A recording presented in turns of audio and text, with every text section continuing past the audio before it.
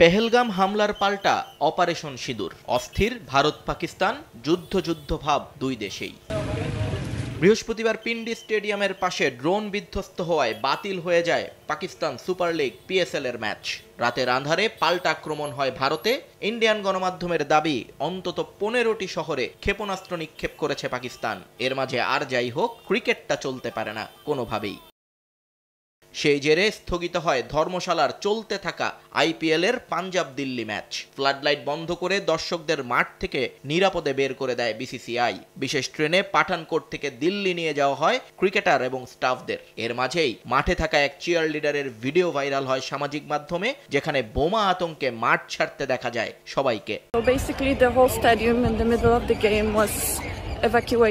ম্যাচের মধ্যে আমাদেরকে স্টেডিয়াম থেকে বের হয়ে যেতে বলা হয়েছে। আমি খুব আতঙ্কিত। সবাই চিৎকার করে বলছে বোমা আসছে। এখানকার পরিস্থিতি ভালো না। আমরা ধর্মশালা ছেড়ে যেতে চাই। আমার খুব কান্না পাচ্ছে।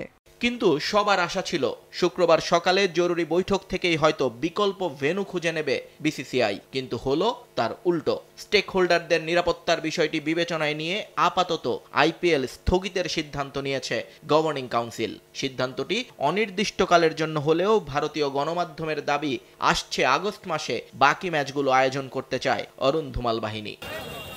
এই ঘটনা সত্যি হলে শঙ্কায় পড়ে গেল এশিয়া কাপ এবং ভারতের বাংলাদেশ সফরের সূচি। কারণ চলতি বছরের আগস্টে 3টি করে ওয়ানডে এবং টি20 খেলতে বাংলাদেশ আসবার কথা রয়েছে ভারতের, আর পরের মাসেই রয়েছে এশিয়া কাপ। কিন্তু এখন পর্যন্ত গ্রুপ পর্বেরই 12টি ম্যাচ বাকি আইপিএল এর। নিয়ন মোহাইমেন, সময় সংবাদ।